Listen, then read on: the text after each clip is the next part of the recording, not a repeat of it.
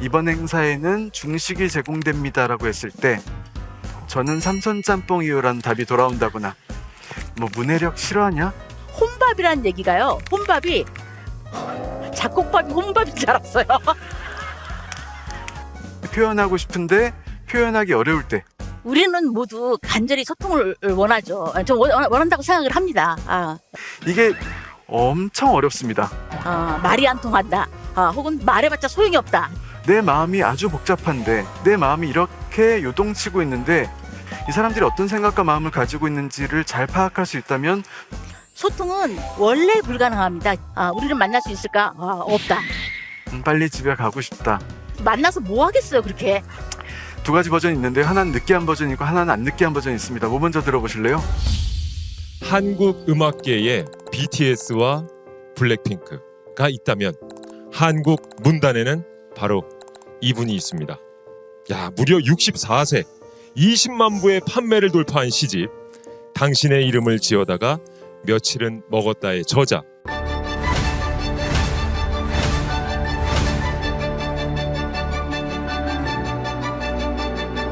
박준 시인을 박수로 맞이해 주시기 바랍니다. 네, 시인님 어서 오십시오. 반갑습니다.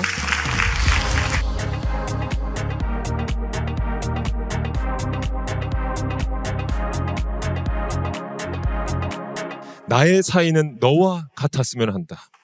네가 두고 간 말은 아직도 가지고 있어. 봄날에는 사람의 눈빛이 제철. 야, 어떻게 이런 멋진 시어를 지어낼 수 있는지 또 그분은 어떤 분일지 궁금했는데 오늘 강연을 통해서 여러분들도 함께 느껴보시면 좋을 것 같습니다. 감사합니다. 제가 시인이잖아요. 책으로, 시집으로 혹은 뭐 영상이나 SNS로 말고 눈앞에서 시인 처음 본다 있으세요? 나 지금 눈앞에서 시인이라고 하는 사람 처음 본다. 꽤 많으시네요. 네. 이렇게 생겼습니다. 제가 혹은 저희가 학교 다닐 때 교과서에 등장하던 시인들은 주로 이런 모습이었어요. 일단 시인과 화가들이 사랑했던 베레모라는 모자가 있습니다. 네. 그리고 제 오른쪽에 있는 시인이 손에 들고 있는 게 파이프잖아요. 네. 가운데 분은 중절모 쓰고 계시고 종이 담배를 태우고 계시고 많은 사람들의 뇌리 속에는 뭔가 어떤 전형적인 이미지들이 고정되어 있었습니다. 일단 시인들은 냄새부터 남다를 것이다. 담배 냄새가 좀 날 것 같고요. 생활력 없을 것 같고 약속 시간 안 지킬 것 같고 이게 이제 시인하면 떠오르는 많은 사람들이 갖고 있는 어떤 선입견 중에 하나인데 어떤 건 맞고 어떤 건 아니겠죠. 예. 근데 어쨌든 지금 2025년의 시인들은 혹은 작가들은 냄새가 나지 않습니다. 하루 24시간 중에 얼마나 시를 쓰면서 살지? 라고 나름 통계를 내어본 적이 있어요. 한 3달 정도 시를 쓸 때마다 이 스톱워치를 켜놓고 그날 기록을 했습니다. 3달 동안 쭉 기록을 해보니까 약 하루 평균 21분을 시를 쓰는데 할애하면서 살더라고요. 면목이 없는 거죠. 제가 이제 원래 출판사에서 일을 하고 그 전부터 시를 쓰고 그러다가 라디오를 한다고 전해지면서 평소 친하게 지내는 제 친구가 저한테 야, 너는 왜 사양산업에만 골라가면서 종사하냐라고 하더라고요. 출판과 문학과 라디오라니 요즘 시대에 제가 일을 하는 것은 목표가 뭐 좋은 책을 만든다 뭐 이런 어떤 가치 측면도 있지만 솔직히 말하면 월급이겠죠. 시를 쓰는 목표가 무엇인가라고 생각해 봤는데 시는 제가 돈을 벌려고 쓰는 일이 아니라는 것을 깨달았습니다. 그럼 시는 왜 쓰냐? 시는 좋아서 쓰는 거고요. 쓰고 싶어서 쓰는 겁니다. 아주 더 솔직하게 말씀을 드리면 시를 잘 써도 돈이 되기는 힘들어요. 한 번도 안 생각해 보셨겠지만 2025년에 대한민국의 시인이 한 편의 시를 쓰면 얼마를 벌까? 시 한 편으로. 아직 시집을 내진 않았어요. 책을 내진 않았습니다. 인세라는 게 발생하지 않아요. 그냥 내가 책상에서 시를 한 편 썼습니다. 참고로 시인이 시 한 편 쓰는데 걸리는 평균적인 시간은 약 1달 걸립니다. 어떤 시는 3분 만에 번개 치듯이 처음부터 끝까지 술술 적히기도 하고요. 또 어떤 시는 글을 고치는 것을 퇴고라고 하는데, 퇴고가 1년 동안 안 끝나는 지긋지긋한 시도 있습니다. 근데 한 달 어떻게 냈느냐? 우리가 서점에 가서 시집을 쭉 넘겨보면 한 50편 정도의 시가 수록되어 있고요. 보통 시인들은 4년마다 한 권씩 신작 시집을 내는 게 일반적인 속도입니다. 4년에 50편 쓰는구나, 1년에 12편 정도 쓰는구나, 한 달에 한 편 쓰는구나, 이렇게 평균이 되죠. 한 달 동안 열심히 며칠 밤을 새워가면서 시를 썼을 때 얼마를 벌까? 생각나는 답 있으세요? 10만 원? 한 달 씁니다. 열심히 써요. 3만 원? 또 있으세요? 3만 원, 10만 원 나왔습니다. 10만 원까지 나왔어요. 여러분 다들 현명하시네요. 네, 정답이 둘 다 맞습니다. 제가 시를 쓰면 가장 자주 받는 돈은 5만 원이고요. 3만 원을 받을 때도 많고요. 지금까지 시 한 편으로 가장 많이 벌어본 돈은 15만 원입니다. 이 돈 누가 주느냐? 보통 잡지사, 신문사, 언론, 출판, 매체에서 시인에게 시를 써달라고 부탁을 하고요. 시인이 열심히 시를 쓰면 원고료로 받는 돈이 3만 원일 때도 있고 15만 원일 때도 있지만 평균 잡아서 5만 원 정도 됩니다. 그러니까 돈 벌려고 하는 일은 아니다, 이 말이 성립되겠죠. 네. 근데 하나 재미있는 사실이 있는데요. 시인들이 치사하지 않습니다. 3만 원 원고료 주는 데에는 쓰다 만 거 보내고 15만 원 주는 데에는 내가 생각해도 잘 썼다 하는 거 보내고 이러진 않습니다.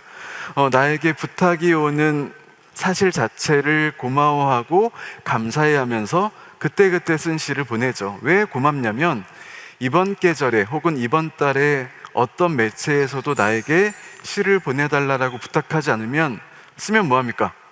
얼마 벌어요? 얼마 법니까? 영원이죠. 예. 영원인데 영원은 아라비아 숫자 말고 한글로 쓰면 멋있어집니다. 머릿속에 떠올려 보세요. 영원이라고. 영원. 시 한 편 쓰면 얼마를 번다고요? 영원을 번다. 이런 정신승리를 하면서 열심히 시를 쓰고 있습니다. 그래서 다시 얘기하면 시는 돈 벌려고 쓰는 게 아니라 돈을 쓰면서 쓰는 거다. 왜 돈을 쓰면서 쓰냐? 좋아하니까, 취미니까. 다시 얘기하면 시는 저의 가장 좋은 취미가 제가 아마 평생 죽을 때까지 가져갈 취미가 아닐까 생각해 봤습니다. 제가 좋아하는 김은소설가의 산문 중에 한 대목입니다. 나는 일할 때도 있었고 놀 때도 있었지만 놀 때 인간이 온전해지고 깊어지는 걸 느꼈다. 기자를 보면 기자 같고 형사를 보면 형사 같고 검사를 보면 검사같이 보이는 자들은 노동 때문에 망가진 거다. 뭘 해먹고 사는지 감이 안 와야 그 인간이 온전한 인간이다. 이거 공감하실까요? 이게 어쩔 수 없이 내가 하루 중에 하고 사는 대부분의 시간, 아마 직업이겠죠? 많은 이들이 직업일 겁니다. 노동을 하고 살지 않는 사람의 수가 그렇게 많지 않으니까, 혹은 가사노동일 수도 있겠죠. 그러니까 내가 안 하면 안 되는, 꼭 해야 하는 일을 하는 시간, 이 시간이 쌓이면 쌓이고 쌓이면 또 쌓이고 이 인간의 정체성을 만듭니다. 그래서 형사를 보면 형사 같고 검사를 보면 검사 같고 기자를 보면 기자 같은 것도 잘못된 것은 아니에요. 어찌 보면 이 사람이 나의 직업을 성실하게 정직하게 하고 있으니까 내 직업이 내 정체성이 묻어나는 것이지. 근데 이것만으로는 인간의 온전함과 깊이가 아쉽게도 생기진 않습니다. 내가 꼭 해야 하는 나의 일을 아무리 잘하더라도 이 인간의 온전함과 깊이가 담보되진 않는다. 그럼 어떻게 하느냐? 노는 일입니다. 네, 좋아하는 일, 좋아서 하는 일, 대가를 바라지 않는 일. 이 노는 일을 할 때 인간의 온전함과 깊이가 생긴다, 이런 생각이 들었어요. 이거 누가 몰라? 그 노는 일 좋지 라고 하면서 이 노는 일, 내가 좋아하는 일을 가장 방해하는 건 나의 직업, 나의 노동, 내가 꼭 해야 하는 일들이 내가 노는 일을 방해할 때가 많습니다. 삶이 조금만 바빠지다 보면 가장 먼저 만만한 시간을 없애버리거든요. 내가 지금 이거 할 때냐? 이게 급한데? 라고. 뭐 일주일, 일주일 혹은 한 달, 두 달 혹은 길면 6개월 정도 내가 이것만 해야지, 이 악물고 좋아하는 일 포기하고 수영장 안 가고 이것만 해야지 라고 생각할 수 있는데요, 이게 습관이 되면 큰일 납니다. 습관적으로 내가 좋아하는 일을 시간을 지우면 안 돼요. 이 온전함은 내가 어떤 일을 하든 얼마나 바쁘든 관계없이 이를 악물고 오히려 내가 꼭 해야 하는 일보다 이를 악물고 내가 좋아하는 일, 놓는 일을 하고 사셔야 된다. 이런 이야기를 꼭 드리고 싶었습니다. 그래서 이 김은 소설가의 표현을 빌리면 다들 뭘 해먹고 사는지 감이 안 오는 그런 인간이 되시길, 온전한 인간이 되시길 바라겠습니다. 제가 하는 일이 시를 쓰는 일이잖아요. 뭐 좋아서 쓰는 일이긴 하지만 어쨌든 시인으로 살아가고 있는데 많은 분들이 이렇게 얘기합니다. 시 어려워. 학창 시절에 나도 시인을 꿈꿨는데 근데 요즘 시 어려워. 난해해. 못 읽겠어. 심지어 소설이나 에세이를 좋아하는 문학 독자분들도 시집을 좀 어려워해요. 기본적으로 시가 어려운 이유가 있는데요. 제가 생각한 예술의 정의라고 하는 것은 나라는 사람의 생각을 표현하는 겁니다. 우리가 세계적인 피아니스트들이 있는데 이들이 신기한 것은 똑같은 곡을 다르게 치거든요. 같은 곡을 치더라도 A라는 피아니스트와 B라는 피아니스트가 이 곡을 다르게 칩니다. 악보가 같을 텐데 이상하다. 근데 그게 이상한 게 아니죠. 악보를 악보대로 칠 거면 피아니스트가 왜 존재하겠습니까? 악보 위에서 내 생각을 표현하는 거죠. 그러니까 내 생각을 음과 박으로 표현하면 음악인 거고요. 빛과 색과 구조로 표현하면 뭐 회화 미술인 거고, 저처럼 텍스트로 표현하면 작가, 시인인 거고요. 몸으로 표현하면 뭐 춤이나 무용이 될 겁니다. 그러니까 예술가들에게 공통적으로 너 예술 왜 하냐라고 물어보면 약간 눈을 흘겨뜨면서 기억하시죠? 좋아서 하는 건데요? 라고 얘기할 거고요. 아, 그거 말고 네가 예술을 하는 목표가 뭐야? 동기 말고 목표가 뭐야? 라고 물어보면 똑같이 대답합니다. 나 표현하고 싶어서 내가 살아가는 세계를 사람들이 살아가는 세계와 중첩시키고 싶어서 라고 얘기합니다. 근데 문제는 직설적으로 표현하는 법이 없습니다. 시라고 하는 것이. 그렇죠. 시는 애매모호하게 표현합니다. 애둘러서, 비유적으로. 그래서 읽고 나면 뭐 어떻다는 거야 라는 생각을 들게 하거든요. 이 시의 어려움에 대해서 이야기를 드리기 전에 쟤는 왜 시인이 됐을까 궁금하지 않습니까? 어떻게 하다 시인이 됐을까? 저는 유년의 시간들을 쭉 새겨보면 경쟁을 싫어하는 아이였습니다. 왜 그러냐면, 왜 경쟁을 싫어하냐면 잘하는 게 없었거든요. 그러니까 잘하는 게 하나라도 있으면 이 경쟁에 익숙해지거나 경쟁에서 두각을 나타내는 데에 어떤 기쁨을 느낄 텐데, 저는 공부도 그렇고요. 혹은 뭐 성격이 좋아서 사람들을 두루 사귈 수 있는 그런 아이도 아니었고요.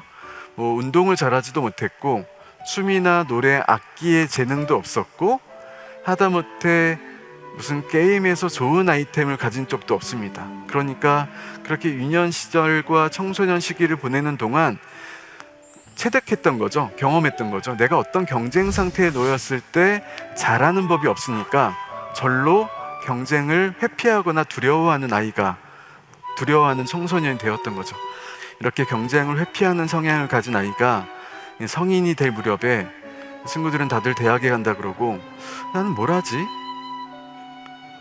그때 제 눈에 유독 자주 들어오던 매스컴의 기사가 있었습니다. 문학이 위기다, 출판이 위기다, 서점들이 줄 도산하고 있다. 2000년 초반의 일이었는데요. 그래서 그걸 보면서 눈이 커졌어요. 문학이 위기라고? 출판이 위기라고? 그러면 이 레드오션에 새로 유입되는 사람들이 많이 없겠네? 경쟁하지 않아도 되겠네? 그렇잖아요. 이거 누가 하겠어요? 유망하지 않은데 누가 봐도 지금 사양의 길로 접어들고 있는데 누가 하겠어요? 그래서 나는 글을 써야 되겠다. 문학을 좀 해봐야 되겠다. 이런 단순한 이유였습니다. 도서관에 가시면 주로 분류법에 의하면 800번이 문학입니다. 공공도서관에 가면 800번이라고 달려 있는데요. 800번 서가에서 쭉 보면 압도적으로 소설 종수가 많습니다. 학교에 가보니까 글을 쓰겠다고 하는 친구들 중에서는 소설을 쓰겠다고 하는 친구들이 가장 많은 거예요. 그럼 전 당연히 소설 쓰면 안 되죠. 얘네들을 이 많은 수랑 경쟁해야 되니까. 그 당시에 한국 영화가 어떤 황금기를 보내고 있었는데 시나리오를 쓰겠다 혹은 드라마 대본을 쓰겠다, 따로 공부하겠다, 스터디를 만들겠다 이런 친구들도 많은데 이 친구들이 얼핏 보면 멋있어요. 이것도 하면 안 되죠. 그래서 가만 보니까 가장 인기가 없는 게 시였습니다. 별로 쓰겠다는 친구가 많지가 않아요. 그리고 굉장히 오만한 생각이지만 몇몇 안 되는 쓰겠다는 친구들의 면면을 보니까 야, 쟤네들은 내가 이길 것 같다 이런 생각이 드는 거죠. 그래서 시를 쓰기 시작했습니다. 아주 단순한 이유죠. 또 내적인 이유가 하나 있는데요. 제가 말주변 말이 좀 어눌하고 말이 느리고 그리고 내향적인 성향을 가지고 있었습니다. 뭐 지금도 크게 다르지 않지만 그래서 대화를 좀 어려워했어요. 대화하는 것을. 친한 친구 몇몇과는 신나게 얘기를 하지만 그렇지 않은 상황에서는 입을 꾹 닫는. 그래서 예를 들면 점심시간에 학창시절에 한 친구가 잘 모르는 친구가 나한테 와서 굉장히 모욕적인 언사를 저한테 늘어놓습니다. 이럴 때 가장 올바른 대응법은 말로 해결하는 거죠. 왜 네가 나한테 그렇게 수치스럽고 모욕적인 말을 왜 하고 있는지, 무슨 오해가 있는지, 의도가 무엇인지 말로 되물을 수 있어야 됩니다. 혹은 나쁜 대응 방식 중에 하나는 멱살을 잡는 거죠. 근데 저는 어떻게 대응하는 아이였냐면 누가 나한테 모욕적인 말을 쏟아놓으면, 욕설을 하면, 비속어를 늘어놓으면 그냥 앞에서 씩 웃는 아이였습니다. 씩 웃으면서 어떻게 생각하냐면 빨리 집에 가고 싶다. 집에 가서 책상 안에 있는 일기장에 일기 써야지. 오늘 일기장의 주인공은 너야, 이거죠. 집에 가자마자 빨간 펜을 들고 걔 이름을 적고 뭐 날카로운 걸 찾아와서 쿡쿡 찌르고 이러진 않았습니다. 그러진 않았고요. 낮에 있었던 일에 대해서 다시 한번 적어보는 거죠. 걔는, A라는 친구는 왜 그렇게 날선 말들을 나한테 쏟아냈을까? 내가 뭘 잘못했을까? 우린 친하지도 않았는데 왜 그럴까? 나는 그리고 왜 바보처럼 이렇게 대꾸했어야 되는데 씩 웃기만 했을까? 스스로 너무 원망스럽다, 후회스럽다, 이런 얘기를 적어놓는데 이때 느꼈어요. 가장 좋은 건 면전에서 그 상황을 타개하는 것이지만 그게 어렵잖아요, 성향상. 근데 마음만 끙끙거리는 게 아니라 집에 와서 일기장에서라도 그때 이렇게 했었어야 되는데 후회스럽다라고 쓰고 나면 조금 덜 후회스럽다. 아, 사람이 입으로만 말할 수 있지만, 입으로만 말할 수 있는 게 아니라 입으로 말하는 것이 가장 좋겠지만 아, 손끝으로도 얘기할 수 있구나. 이 정도의 어떤 효능감을, 글쓰기의 효능감 같은 것을 깨달았다라는 생각이 들었습니다. 그리고 진짜 억울한 건 쓰다가 보면 내가 상대를 미워하기만 하는데 그치지 않습니다. 쓰다 보면 아무도 시키지 않았는데 상대를 이해하려고 노력하고 있어요. 오늘은 또 그 비속어와 욕설과 모욕적인 언사를 늘어놓는 이 친구가 다른 애한테 가서 그러고 있는 걸 제가 발견한 거죠. 그럼 그날도 와서 그 얘기를 써요. 걔는 걔한테 왜 그랬을까? 그러면 궁금하잖아요. 얘가 왜 이렇게 만나는 친구들마다 다 이렇게 말을 거칠게 할까? 저도 모르게 얘를 이해하고 있더라고요. 혹시 이 친구는 살면서 따뜻하고 다정하고 부드러운 말들을 못 듣고 살지 않았을까? 날카롭고 뜨겁고 아주 애일 듯한 그런 말들만 듣고 살지 않았을까? 궁금하다. 친해져 볼까? 라고 해서 그 이유가 알고 싶은 거죠. 왜 이렇게 말을 하는지. 친해졌습니다.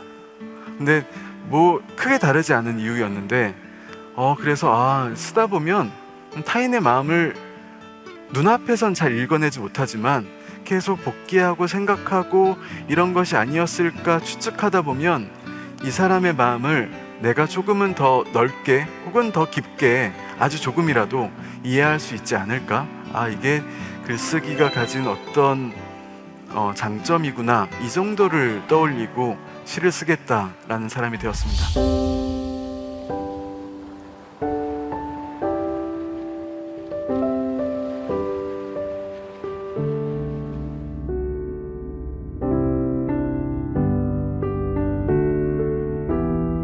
제가 아까 말씀드렸지만 굉장히 중요한 게 우리가 내 감정도 물론 당연히 이해하고 살아야 되겠지만 내 앞에 앉아있는 이 사람이 지금 어떤 생각을 하고 어떤 감정에 처해 있는지 잘 읽으면 읽을수록, 잘 입력하면 입력할수록 인생 사는 데 도움이 됩니다. 그럴 거잖아요. 내가 뭐 물건을 파는 마케터든 디자인을 하는 디자이너든 혹은 이 제품에 이름을 붙이는 카피라이터든 이 사람들이 어떤 생각과 마음을 가지고 있는지를 잘 파악할 수 있다면 더 좋은 결과물을 내겠죠. 그것뿐만 아니라 일상에서도 타인의 마음을, 이 사람이 갖고 있는 슬픔을 잘 읽어낼 수 있다면, 잘 입력할 수 있다면 이건 장점이 됩니다. 공감 능력, 감수성이라고 얘기하기도 하죠. 또 인간이 뭘 잘해야 되냐면 내가 갖고 있는 마음을 타인에게 잘 출력할 수 있어야 됩니다. 그러니까 내 마음을 부드럽게 무리 없이 이 사람에게 잘 전달할 수 있어야 돼요. 근데 문제는 이게 엄청 어렵습니다. 내 감정이 뜨겁고 진실되고 강렬하면 강렬할수록 내 감정을 누군가에게 전하는 일은 굉장히 요원해집니다. 언제일까요? 일상생활을 하면서, 우리가 한 생을 살면서 내 감정이 유난히 뜨겁고 강렬하고 진실될 때, 이 사람한테 표현하고 싶은데 표현하기 어려울 때, 언제일까요? 맞아요. 사랑할 때, 짝사랑할 때. 짝사랑할 때입니다. 내 감정의 온도는 뜨겁죠. 근데 상대방의 감정의 온도가 나처럼 뜨겁진 않죠. 그러면 뜨거운 사람이 안달이 나죠. 표현하고 싶죠? 표현하기 어렵죠. 그래서 살면서 많은 고백을 받고 사셨죠? 많이 고백을 하고 사셨고요. 아시겠지만 가장 안 좋은 형태의 고백은 상대를 구석으로 몰아놓고 벽치는 겁니다. 너 내가 좋아 안 좋아? 이거예요. 이게 왜 가장 안 좋냐면 내 마음의 온도는 뜨거우면 뭐해? 가장 극명하게 차이가 나거든요. 지금 벽에 이렇게 갇힌 사람은 불편하잖아요. 이게 뭐 하는 짓인가 싶죠. 두렵잖아요. 가장 좋은 형태의 고백은 내가 구석에 멀리 있어야 되고요, 상대가 열린 문 앞에 있어야 되고요, 열린 문 앞에 있는 상대에게 내가 싫으면 가도 돼, 가도 좋아, 좋아, 진짜 좋아, 괜찮아, 갔냐? 안 좋아 라고 할 수 있어야 됩니다. 근데 이제 이런 감정들은, 뜨겁고 진실되고 강렬한 감정들은 말로 전하기 또 어렵습니다. 그래서 우리가 많이 쓰는 방법이 메시지, 텍스트에 의존을 하죠. 근데 텍스트로 전한다 하더라도 좀 어려워요. 어떻게 전해야 될까? 내가 널 사랑해. 어떻게 전해야 될까요? 어떻게 고백할까요? 인간의 지식과 정보는 빠르고 정확하게 전달되어야 합니다. 그렇죠? 우리가 지식과 정보를 습득할 때 이 전하는 사람의 사견이 지나치게 비대해지면 정작 들어와야 할 것이 들어오지 않죠. 그래서 지식과 정보의 전달 방식은 빠르고 정확하는 게 미덕이고요, 그것이 가장 기본입니다. 예를 들면 제가 편의점에 가서 편의점 아르바이트 하시는 분에게 세상에 모기는 왜 있는 걸까요? 왜 가을까지 모기가 있을까요? 라고 얘기하지 않습니다. 제 정서를 전달하지 않죠. 지식과 정보는 빠르고 정확하게, 제가 2번 찾아봤는데 혹시 모기약이 있나요? 못 찾겠는데요? 라고 제 정보를 전달하면 이분은 저 오른쪽 선반 2번째쯤에 있을 거예요 라고 또다시 정보를 전달할 거고요. 그러면 카드 드릴게요, 얼마입니다, 고맙습니다 라고 하고 제가 나오겠죠. 고맙습니다는 감정 아니냐? 라고 할 테지만 아니죠. 우리가 계산하고 나올 때 고맙습니다는 나 간다라는 정보를 전달해 주는 거죠. 이렇게 인간의 지식과 정보는 빠르고 정확하게 전달이 되어야 되는데, 문제는 이 빠름 때문일까요? 편함 때문일까요? 자꾸 이 인간의 감정도 빠르고 정확하게 전달하려고 해요, 사람들이. 다시 말해서 인간의 감정은 빠르고 정확하게 전달하면 전달이 안 됩니다. 그럼 어떻게 전달해야 되냐? 느리고 부정확하게 전달해야 전달이 잘 돼요. 그게 무슨 얘기야? 다시 돌아와서 제가 같은 반 친구한테 고백을 하고 싶어요. 말로 하기가 좀 쑥스러우니까 흰 종이에다가 사랑해 라고 적어서 이 친구가 화장실 간 시간에 책상 위에 올려놓고 저는 자는 척을 하고 있습니다. 화장실 갔다 오겠죠? 가기 전에 없었던 흰 종이가 놓여 있는데 거기 사랑해라고 적혀 있습니다. 이 친구는 어떻게 반응할까요? 이 종이 어떻게 할까요? 그쵸, 구겨버리겠죠. 찢어버리겠죠. 누가 장난치는 것 같잖아요. 그러고 나서 자기 친한 애한테 가서 야 네가 적었지? 라고 하겠죠. 뭐야? 라고 생각하겠죠. 근데 고백한 저는 지금 제 사랑과 제 고백이, 제 마음이 구겨지거나 찢어진 상태로 쓰레기통 안에 들어가 있잖아요. 내 마음도 그렇죠. 안 되겠어. 내가 얼마나 너를 진실되게 사랑하는지 보여주겠어. 그날 밤 집으로 돌아가서 책상에 앉아서 내가 쓸 수 있는 가장 작은 글자 크기로 흰 종이에다가 사랑해 사랑해 사랑해 사랑해 사랑해 사랑해, 흰 종이가 검정 종이가 될 때까지 빼곡하게 적는다고 가정해보죠. 뿌듯하겠죠? 내 정성이 묻어나 있죠. 그래서 걔가 다음날에 화장실 간 사이 틈을 봐서 걔 책상 위에 또 올려놓고 나는 또 자는 척을 하면서 동태를 살피고 있습니다. 사실 그의 입장에 오늘 갔다 왔는데 무슨 검정 종이가 있는데 잘 보니까 그냥 검정 종이가 아니라 아주 작은 글씨로 사랑해라고 연속적으로 쓰인 거죠. 그럼 이 사람 어떻게 할까? 비명을 지르겠죠, 속으로. 그리고 무섭죠. 스토커가 생긴 것 같죠. 그리고 혹시 이거 어쩐지 제가 썼을 것이야 라고 생각되면 제 쳐다도 보기 싫죠. 그림자도 보기 싫겠죠. 빠르고 정확하게 손쉽게 전달해서 그렇습니다. 그럼 어떻게 전달해야 되느냐? 인간들이 이미 알고 있어요. 내 중요한 감정을 전달할 때는 이것을 그대로 전달하는 것이 아니라 어떻게 꾸며서, 어떻게 수사를 동원해서 표현해야 된다는 것을 알고 있습니다. 그렇기 때문에 인간들이 주고받는 고백 멘트가 다 느끼한 거예요. 두 가지 버전이 있습니다. 실전편으로 들어와서 어떻게 고백해야 될까? 두 가지 버전이 있는데 하나는 느끼한 버전이 있고 하나는 안 느끼한 버전이 있습니다. 뭐 먼저 들어보실래요? 고백 멘트 느끼한 거. 흰 종이에다가 나는 지금 당신의 눈동자 속에서 허우적거리고 있습니다 라고 적으면 됩니다. 나는 지금 당신의 눈동자 속에서 허우적거리고 있습니다. 더 싫은가요 이게? 안 느끼한 거. 안 느끼한 건 예를 들면 이런 거. 너는 나의 여름이야. 이건 괜찮나요? 다행이네요. 근데 이 두 가지 표현에는 문학적 수사가 들어있어요. 그러니까 우리가 여러분 다 느끼함을 느꼈는데, 거부감을 느꼈는데, 당신의 눈동자 속에서 허우적거리고 있다고 하잖아요. 그럼 당신의 눈동자가 뭐라는 얘기야? 우리가 수영장이나 워터파크에서 허우적거리지는 않죠.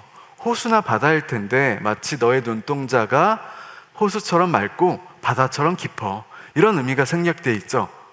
혹은 너는 나의 여름이야 라는 문장 안에는 거대한 상징이 들어가 있습니다. 여름이 갖고 있는 수많은 긍정적인 이미지들이 쭉 이어지죠. 어떤 강렬함이든 혹은 숨이 막힐 듯한 어떤 절정의 느낌이든 오히려 시원함이든 지푸름이든, 이렇게 인간의 감정은 애매모호하게 부정확하게 천천히 전달해야 잘 전달된다, 이런 겁니다. 근데 제가 하나 또 걱정이 되는 게, 자꾸 뭐 사이다 화법이니 돌직구 화법이니 이런 것들에 익숙해지다 보면 내 중요한 마음들을 다채롭게 전할 생각을 하지 않고요, 가장 손쉬운 방식으로 전하기에만 급급한 게, 저는 그게 좀 두렵습니다. 잘 생각해 보세요. 인간의 마음이라는 것, 인간의 감정이라는 것이 이렇게 유동치고 복잡한 것이잖아요. 우주 삼라만상이 다 들어있잖아요. 이 복잡한 마음을 표현할 수 있는 도구와 수단과 방법이 많은 사람이 속이 덜 답답합니다. 내 마음이 아주 복잡한데, 내 마음이 이렇게 요동치고 있는데 표현할 수 있는 방법이, 수단이 많지 않으면 답답하겠죠. 이걸 만약에 분노라고 해볼까요? 내가 지금 분노에 휩싸여 있는데 다행히 내가 언어의 마술사야. 이런 사람들은 3분 동안 숨도 안 쉬고 중복 없이 다라라락 웃음말을 내뱉을 수 있겠죠. 그러면 3분이 지났다고 가정해보죠. 내 앞에서 내 말을 듣고 있는 사람에게 미안한 마음도 들고요, 속도 후련하고요. 야, 그러면 야, 이제 너 말 이제 그만 듣고 나랑 밥이나 먹으러 가자, 배고프다, 이게 되는 겁니다. 근데 만약에 이 인간이 분노에 휩싸여 있는데 이 분노를 표현할 수 있는 언어적 수단이 없다면 어떻게 될까요? 행동을 옮기겠죠. 그러면 더 큰 화가 일어나는 일인데, 그래서 내가 왜 풍부한 어휘력을 가지고 있어야 되냐? 뭐 글 쓰려고 하는 게 아니라, 시인 되기 위해서 하는 게 아니라, 그러면 내 속이 편하니까, 내 마음이 후련하니까, 내 복잡한 마음을 잘 정확하게 혹은 적확하게 표현하고 사는 게 나와 너와 혹은 우리 어떤 공동체에게 공동의 이익이 되니까, 이겁니다. 어휘력의 중요성이고요. 요즘에 무슨 예능 프로그램이나 혹은 SNS의 짧은 영상 같은 것에서 자주 쓰이는 소재가 하나 있습니다. 뭐 문해력 싫어하냐? 이런 거거든요.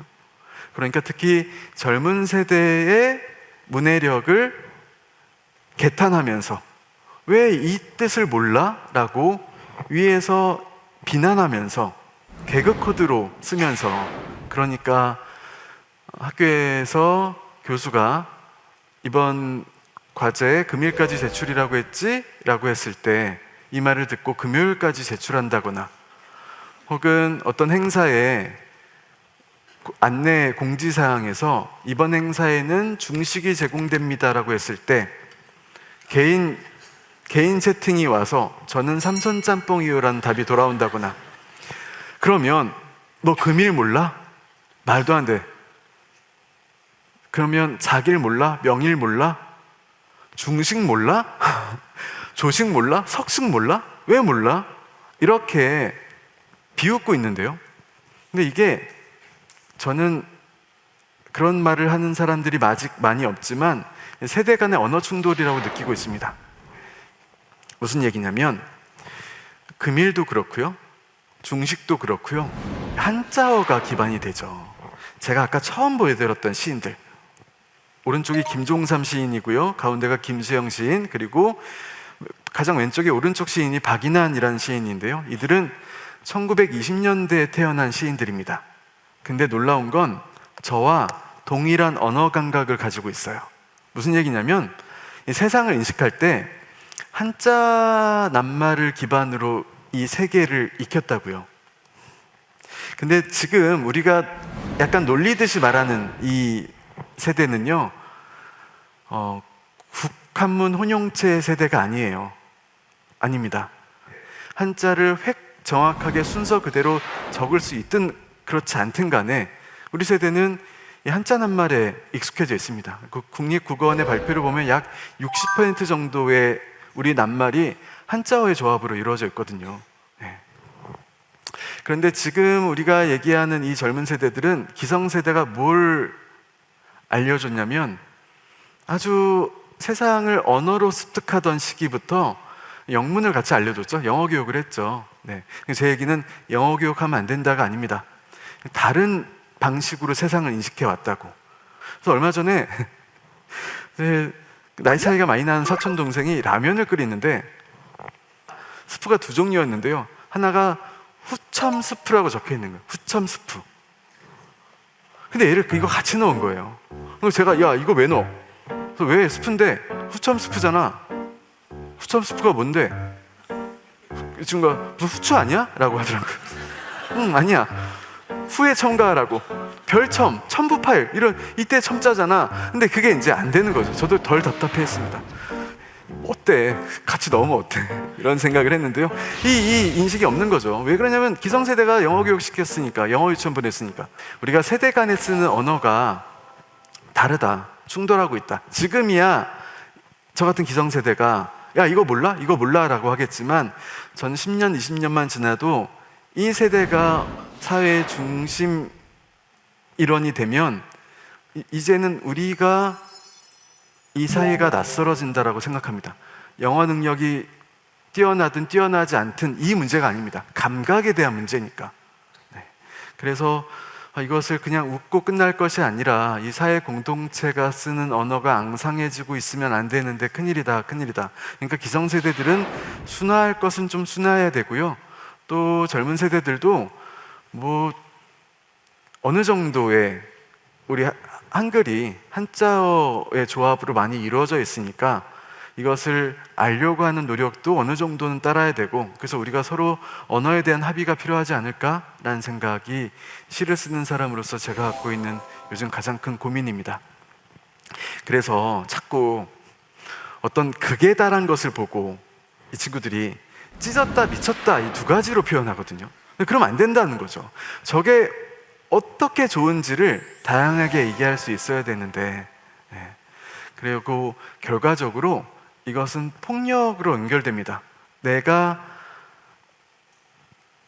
직구를 던진다, 돌직구를 던진다고 생각해 보죠. 아까 다시 고백으로 돌아왔죠.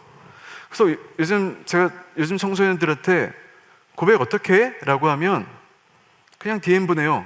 아니면 박력 있게 사귀자라고 해요. 사귀자 안 된다. 왜 안 되냐면 이게 폭력입니다.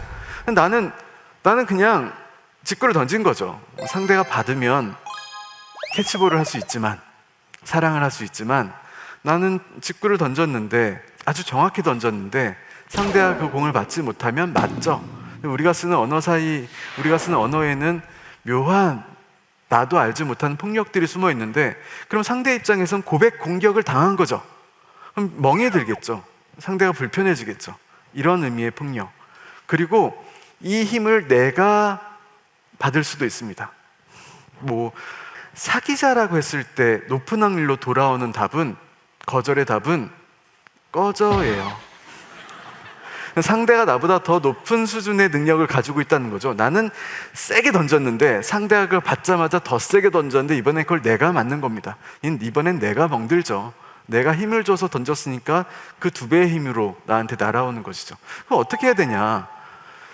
아까 말씀드렸죠. 인간의 감정은 애매모호하고 어중간하고 잘 모르게 전달해야 된다. 이런 겁니다. 우리 학교 끝나고 1시간 동안 교문 앞에서 차 몇 대 지나가는지 세볼래? 네가 이쪽 세, 내가 이쪽 셀게 라고 하는 거죠. 만약에 상대가 나에 대해서 평소 호감이 있었다면 어떻게 할까요? 하겠다라고 하겠지. 혹은 호감이 있어도 좀 애매하다 싶으면, 야, 차라리 그러지 말고 그 시간에 맛있는 거나 먹자. 내가 맛있는 거 사줄게. 이미 마음의 문이 열렸잖아요. 상대가 나한테 이만큼도 관심이 없거나 싫으면, 물론 어떤 친구들은 거절하고 할 수 있겠으나 높은 확률로 이 일을 거절합니다. 나 살면서 그렇게 쓸데없는 일을 해볼 생각은 없는데? 그러면 이렇게 완곡한 화법 사이에서 서로 중요한 마음들이 오고 가는 거죠. 그러니까 누군가에게 우리가 등산 갈래요? 라고 했을 때 저 무릎이 아파요 라고 하면 진짜 무릎이 아프다는 게 아닐 수도 있겠죠. 가기 싫다는 거잖아요. 이런 완곡한 화법들이 살아나야 된다. 특히 가까운 관계일수록, 친밀한 관계일수록, 우리가 지식과 정보가 아닌 감정과 정서를 주고받는 관계일수록 부드러운 말하기, 다시 얘기하면 의미가 없는 의미를 가진 하나만한 이야기, 이런 것들을 더 두텁게 주고받을 때 이 관계가 건강해지고 돈독해진다, 이런 말을 드리고 싶었습니다.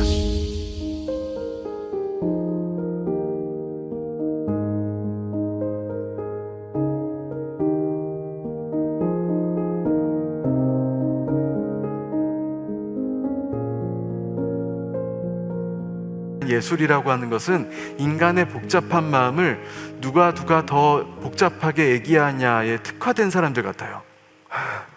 이 포럼에 물리학자 김상욱 선생이 오시는데, 제가 김상욱 선생의 물리학 입문서들, 특히 양자에 대한 책들을 굉장히 찾아서 끙끙거리면서 읽었는데요, 하나도 모르겠어요.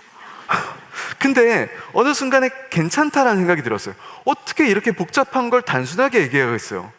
그건 불가능한 거죠. 그래, 복잡한 걸 복잡하게 얘기한다. 왜?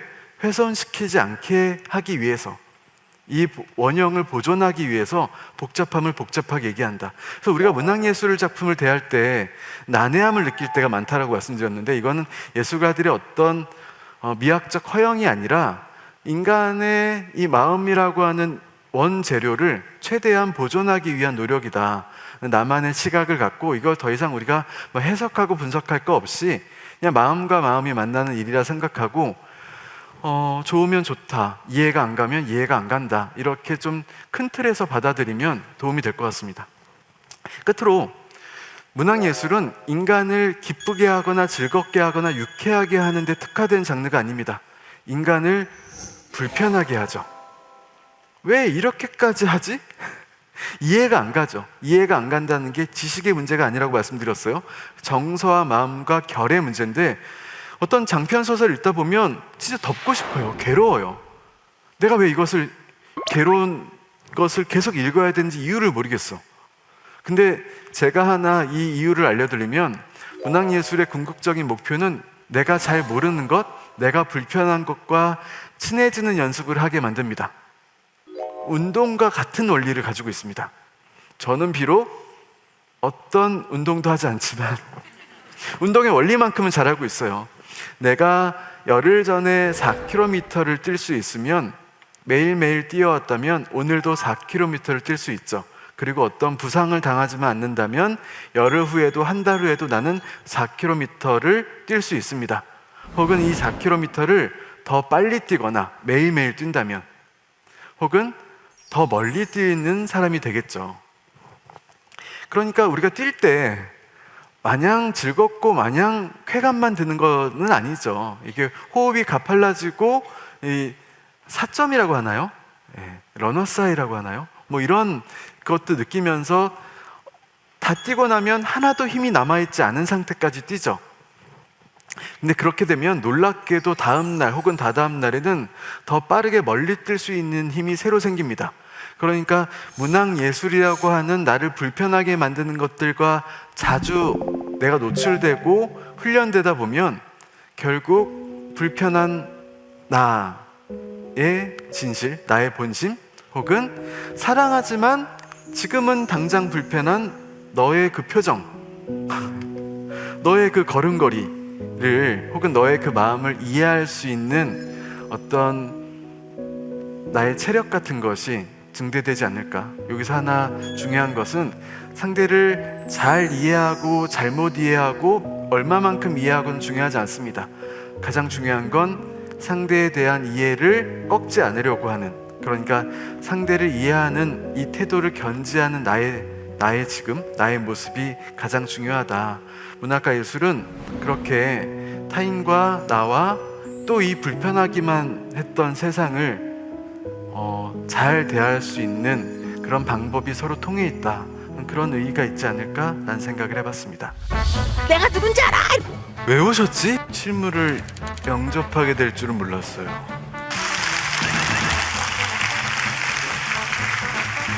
나한테 와가지고 너 나랑 얘기 좀 해. 이렇게 얘기하면 저 그거 너무 무서워요. 대화 만능주의, 대화 지상주의가 있어요. 우리 사회에는. 우리가 지금 세대 갈등과 젠더 갈등이 이제 심각하다고 얘기를 하는데 말이 안 통한다. 혹은 말해봤자 소용이 없다. 나를 수용해주는 사회를 원하죠. 말이 폭력이 될 때가 굉장히 많잖아요. 소통은 원래 불가능합니다. 그러니까 너무 걱정하지 않으셔도 된다는 얘기죠. 최소한만 소통을 하자. 최소한만 소통을 해가지고 저는 대화로 해결하자 그랬을 때 그러지 말고 이메일을 쓸게 뭐 이렇게. 이번에는 우리는 만날 수 있을까라는 주제로 이번 세션을 또 빛내주실 또 한 분의 연사가 계십니다. 근데 이분 엄청난 팬덤을 가지고 있는 저자이시지만 좀처럼 모습을 드러내지 않는 것으로도 굉장히 유명한데 오늘 이곳에 와주셨죠. 바로 소개를 해드리죠. 우리가 살면서 당연하다고 여기며 그냥 지나쳤던 통념과 상식에 끊임없이 질문을 던지는 분이십니다. 책 전문가들이 뽑은 21세기 최고의 책으로 꼽힌 화제의 책 페미니즘의 도전, 이 책의 저자이자 한국을 대표하는 여성학자로 잘 알려져 있습니다만 최근에는 평화학 연구자로 반전 활동에도 앞장서고 계신 분입니다. 정희진 선생님을 큰 박수로 맞이해 주시죠.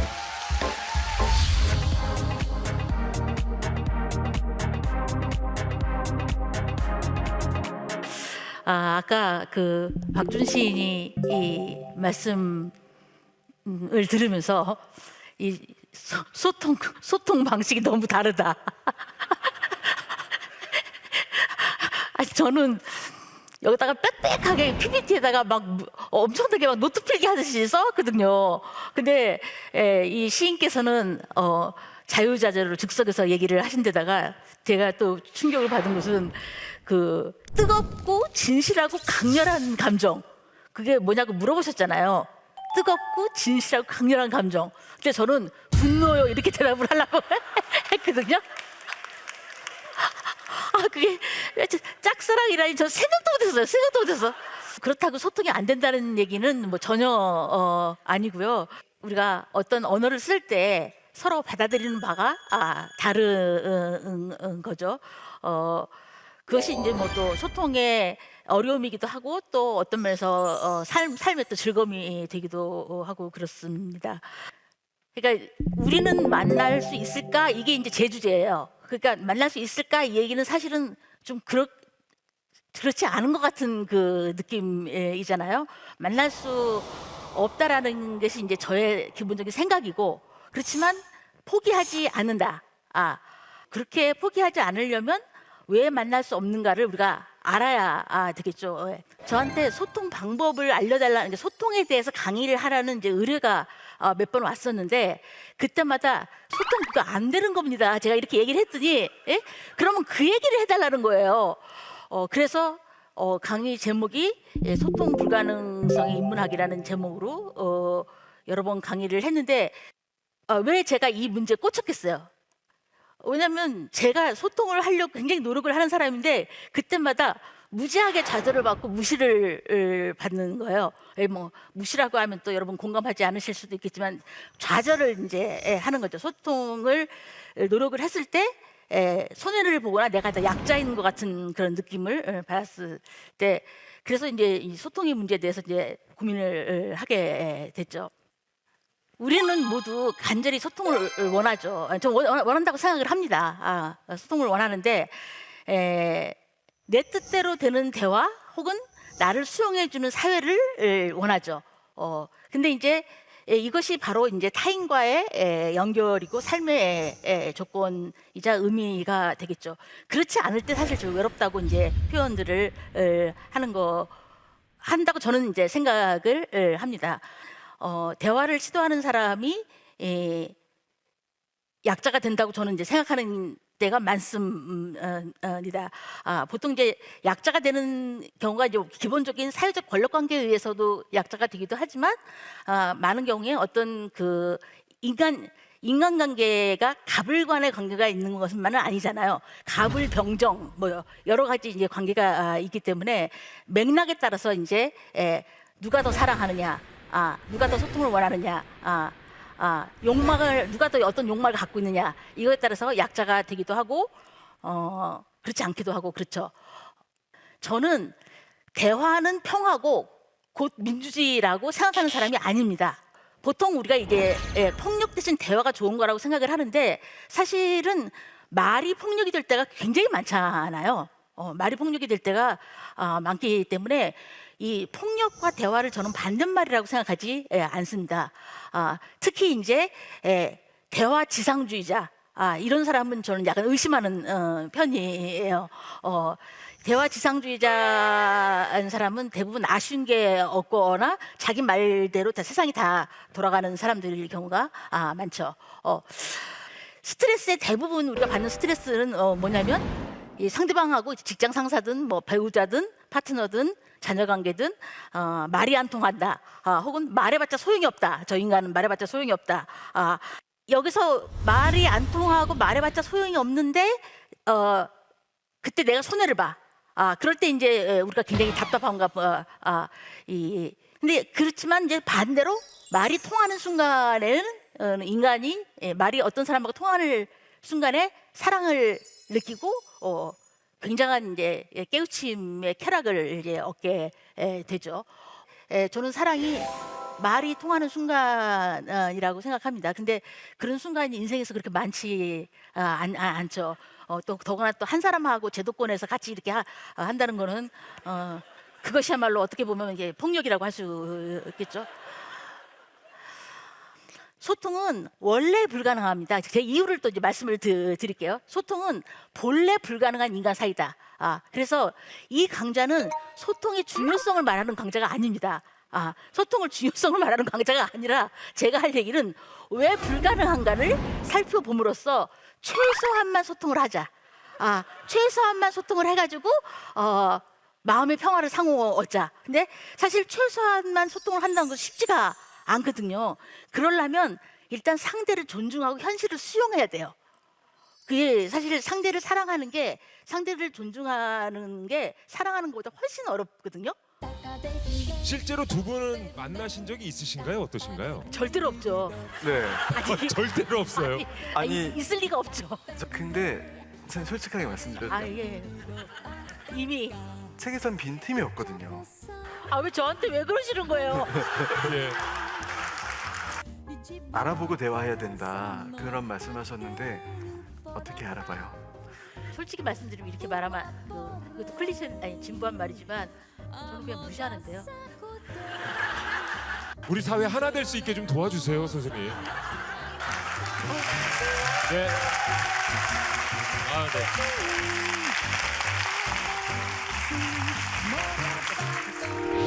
의견 있는 경제 채널 SBS 비즈.